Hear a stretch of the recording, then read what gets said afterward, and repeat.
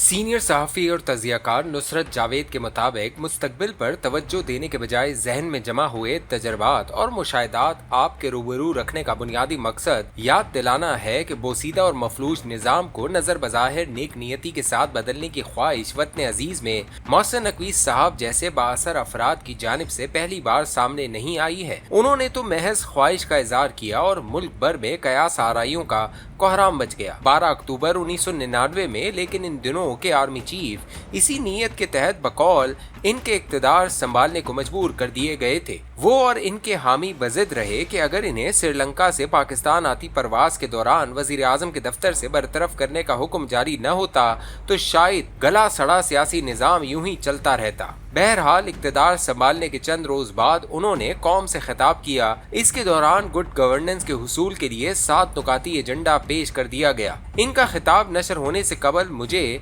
इन दिनों पीटीवी के एमडी ने बजाते खुद फोन के जरिए इस प्रोग्राम में शिरकत की दावत दी जो इनके खिताब के नशर हो जाने के फौरी बाद बराह रास्त नशर होता था। बराह रास्त नशर होने वाले प्रोग्राम में शिरकत की दावत से मैं हैरान हुआ। मुंहफट के तौर पर बदनाम हुए 2 टके के इस रिपोर्टर को एक हसास खिताब पर बराह रास्त तबसरा आराई की दावत मेरे लिए नाकाबिले यकीन थी। इसमें शिरकत को रजामंद हो गया और लगी लपटी रखे बगैर अपने नहायत सीनियर और मुझसे कहीं ज्यादा मुंहफट माने अर्देशर कावजजी की इस राय से इख्तलाफ करता रहा कि जनरल मुशर्रफ का इक़्तिदार वतन अजीज को करप्शन से पाक कर देगा। मिस्र रहा कि कौम को झूठी उम्मीद न दिलाई जाए। माजी के मार्शल लॉ भी इसी नीयत के साथ आए थे अपने अहदाफ हासिल करने में, लेकिन नाकाम रहे। प्रोग्राम में शिरकत के बाद घर लौटते हुए मुझे यकीन था कि मेरी गुफ्तगू ने जनरल मुशर्रफ को चिराग पा बना दिया होगा। एमडी पीटीवी की छुट्टी तो यकीनी तस्वुर की खुशगवार हैरत मगर इस प्रोग्राम के नशर हो जाने के ऐन एक दिन बाद हुई। अलल सुबह मेरे सराहने रखे फोन की घंटी बजी। दूसरी जानिब जनरल मुशर्रफ के एफसी कॉलेज के दिनों से दोस्त हुए तारिक अजीज थे। इन्हें जनरल मुशर्रफ ने इक़्तिदार संभालते ही अपने दफ्तर का इंचार्ज बना दिया था। उन्होंने बेतकल्लुफ पंजाबी में मुझे अपने दफ्तर आने की दावत दी। मैं वहां गया तो मेरे और इनके दरमियान तकरीबन 90 मिनट तक 1-on-1 गुफ्तगू होती रही। तारिक अजीज साहब के जिक्र से याद आया कि जुमेरात की सुबह छपे कॉलम में इन्हें और जनरल मुशर्रफ को मैंने लाहौर के एचिसन कॉलेज का तालिब इल्म लिख डाला। कॉलम छपते ही मुझे एक मेहरबान कारी का व्हाट्सएप पैगाम मिला। इनकी वजह से याद आया कि तारिक अजीज और जनरल मुशर्रफ दर हकीकत एचिसन कॉलेज लाहौर नहीं बल्कि एफसी कॉलेज लाहौर के तालिब इल्म थे। इसी कॉलेज में इन दिनों चौधरी शुजात और उकाड़ा से पीपल्स पार्टी के हवाले से मशहूर हुए राव सिकंदर साहब भी इन दोनों के हम जमात थे। मुझसे गुफ्तगू के दौरान जनरल मुशर्रफ से एफसी कॉलेज की वजह से कुर्बत की वजह ताल्लुक साहब ने असखुद बताई थी। उन्होंने ये इत्तला भी दी कि इनका आबाई ताल्लुक सरगोदा से है। वालिद इनके बतौर सेशन जज गुजरात में तैनात हुए थे। सियासी मुखालफत की बुनियाद पर चौधरी शुजात हुसैन के वालिद चौधरी ज़हूर इलाही और इनके खानदान के खिलाफ बनाए मुकदमात की समात के दौरान उन्होंने इंसाफ फराम करने को तरजीह दी। चौधरी ज़हूर इलाही इनकी हिम्मत से शदीद मुतासिर हुए। रिटायरमेंट के बाद तारिक अजीज के वालिद को उन्होंने गुजरात ही में टिके रहने को माइल किया। मुझे खबर नहीं कि वो माइल हुए या नहीं, मगर चौधरी ज़हूर इलाही और तारिक अजीज के वालिद की कुर्बत इनकी औलादों में भी मुंतकिल हो गई। एफसी कॉलेज में तारिक अजीज और चौधरी शुजात एक साथ दाखिल हुए। इन दोनों की कुर्बत बरसों तक कायम रही। अपनी गलती के एतराफ़ के बाद असल बात की तरफ लौटता हूँ।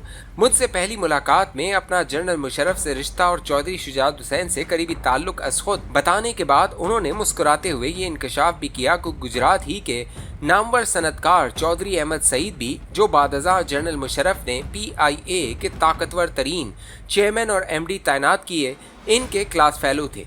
चौधरी अहमद सईद और चौधरी शुजात की सियासी रकाबत से हर सियासी रिपोर्टर बखूबी वाकिफ था। हैरत हुई कि दोनों जनरल मुशर्रफ और तारिक अजीज के करीबी दोस्तों में शामिल हैं। राव सिकंदर बादशाह एफसी कॉलेज में कायम और इस्तवार हुई दोस्ती की वजह से पीपल्स पार्टी छोड़कर 2002 के इंतखाबात के बाद वफाकी काबीना में वजीर दिफा का मनसब संभालने को रजामंद हो गए। बेतकल्लुफ पंजाबी और बर्जस्ता सादगी के साथ तारिक अजीज साहब की जानिब से खुद जाती तफसीलात का बुनियादी मकसद मुझे बताना था कि वो और जनरल मुशर्रफ बुनियादी तौर पर मुतवस्सित तबके से ताल्लुक रखते हैं। इन्हें इक़्तिदार की हवस लाहक नहीं। नवाज शरीफ ने श्रीलंका से पाकिस्तान आती परवास के दौरान मुअत्तल करने का हुक्म देकर मेरे दोस्त परवेज मुशर्रफ को टेक ओवर करने को मजबूर किया है।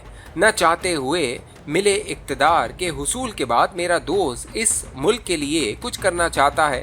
یہ فکرے ادا کرنے کے بعد انہوں نے اس خواہش کا اظہار کیا کہ مجھ جیسے شہری متوسط طبقے سے تعلق رکھنے والے بقول ان کے بااثر اور ایماندار صحافی کو میرے دوست کی حمایت کرنا چاہیے۔ نہایت عاجزی اور ایمانداری سے میں نے عرض کیا کہ صحافی حکمران کی ٹھوس مدد حقائق کو اپنی تحریروں میں ہو بہو بیان کرنے کے ذریعے ہی کر سکتا ہے اور حقائق چھپانے سے گریز پر ثابت قدمی سے عمل کرنا ہوگا۔ یہ عرض کرنے کے بعد برجستہ ان سے فریاد کر دی کہ اگر ان کے دوست پرویز مشرف واقعتاً اس ملک کی صحافت کو یہ ملک سنوارنے کے لیے اپنا حقیقی مددگار بنانا چاہتے ہیں تو وزارت اطلاعات کا خاتمہ کر دیں۔ اقتدار سنبھالنے کے بعد قوم سے پہلے خطاب میں جنرل مشرف نے جو 7 نکاتی ایجنڈا دیا، اس میں جعلی نہیں حقیقی جمہوریت کا ذکر بھی تھا۔ اس کا ذکر کرتے ہوئے میں نے یاد دلایا کہ دنیا کے کسی بھی جمہوری ملک میں وزارت اطلاعات جیسا ادارہ نہیں ہوتا۔ بذات خود ایک سینئر سرکاری افسر ہوتے ہوئے طارق صاحب نے عملی انداز اختیار کرتے ہوئے مجھے یاد دلایا کہ اتنے برسوں سے قائم ہوئی وزارت کو یکدم ختم کرنا ممکن نہیں۔ میری معقول تجویز پر البتہ بتدریج عمل ہو سکتا ہے۔ پرویز کو میں مشورہ دوں گا کہ اپنی کابینہ تشکیل دیتے ہوئے وہ کسی شخص کو وزیر اطلاعات تعینات نہ کریں۔ مذکورہ گفتگو کے تقریباً چند ہفتے گزر جانے کے بعد میری یاد کے مطابق کوئی بھی شخص وزیر اطلاعات تعینات نہ ہوا۔ وزارت اطلاعات کے ان دنوں سینئر ترین افسر خواجہ اعجاز سرور اس وزارت کے بطور وفاقی سیکرٹری نگہبان رہے۔ وزیر اطلاعات کی کرسی مگر زیادہ دنوں تک خالی نہ رہ سکی۔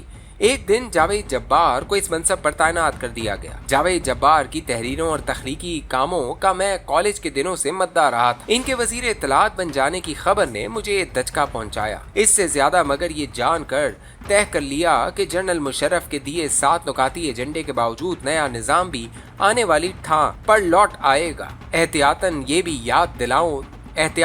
یاد دلا دوں کہ جاوید جبار کراچی کے ایک مشہور انگریزی اسکول میں جنرل مشرف کے کلاس فیلو رہے تھے۔ ان کی تعیناتی نے مجھے دوست نوازی کی روش یاد دلانے کو مجبور کیا۔